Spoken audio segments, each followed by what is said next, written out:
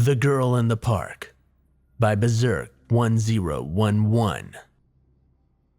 When I was a senior in college at the University of Illinois, I would take my husky, Storm, into a little park just outside my apartment complex and let him off the leash so that he could run around and get some exercise.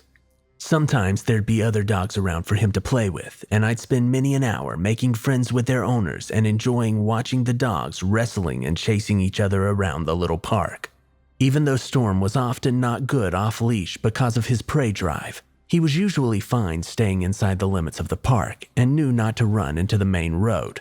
One night in February, around midnight, we went out and saw that no one else was around. I took the leash off Storm and chased him around a bit to entertain him before sitting down on the edge of a bridge, which ran over the small stream in the middle of the park. Storm began to explore some of the shrubs and a patch of snow near the edge of the stream when suddenly he jumped back from the water and came running back to my side, whimpering and looking over his shoulder as he came. "What's wrong, buddy?" I asked as I tried to pet him. He squealed quietly and wouldn't take his eyes off the water. I walked down to the stream and took a look around to see what had gotten into him, why he was so scared, but I didn't find anything of note. As I turned away though, I felt the temperature drop suddenly and I shivered as I pulled my fleece cap from my coat pocket and pulled it over my scalp. I walked back over to the dog and tried to reassure him with some pets and a treat, when his eyes suddenly went wide at the sight of something behind me. I spun around and found myself standing across from a young woman about the same age as me.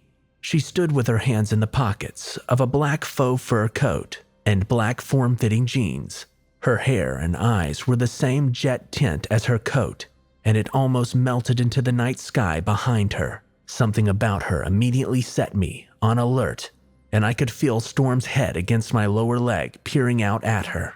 "Nice dog," she said with a white smile. She accentuated the C and nice for just a hair longer than she needed to, and it came out sounding almost like a hiss.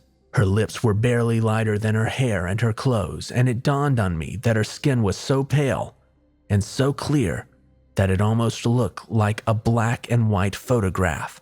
I couldn't help but shake the feeling that she was absolutely beautiful, but the sense of dread that was also present in the moment was so heavy that I felt like a hand had taken a hold of my heart and lungs and began squeezing down on them. I was at a loss for words. "What's his name?" she said as she walked around me and stooped to get eye level with Storm, but he scooted around me and kept watching her through my legs with wide open pupils. I tried to turn and speak, but I couldn't. I felt frozen in place. She kept scooting around me to get to the dog.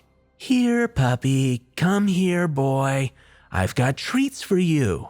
By this point, my ability to breathe had completely left me, and I started to feel lightheaded. Suddenly, she stood up and briefly made eye contact with me, before smiling and walking off behind me into the park. I felt the air temperature start to warm, and the hand squeezing my organs loosened its grip enough for me to turn and watch her walk away, following the curve of the stream towards the street. Storm stayed pinned to my hip for another minute, but when I looked down at him, he relaxed and began to walk back towards our apartment building. I let out a breath of warm air and began to follow him when I looked back towards the girl and was surprised to find that she was gone. The park was at least 75 to 100 yards long, and I'd only taken my eyes off her for a second. Shivering, I went back inside and locked my door.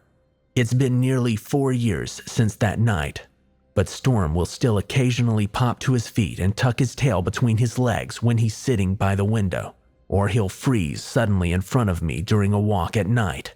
I can't always tell what it is that he sees, but every once in a while I'll direct my attention to whatever he's looking at just fast enough to catch a stark black tail disappearing into some bushes, or catch the flutter of a white wing as it glides behind a building far away.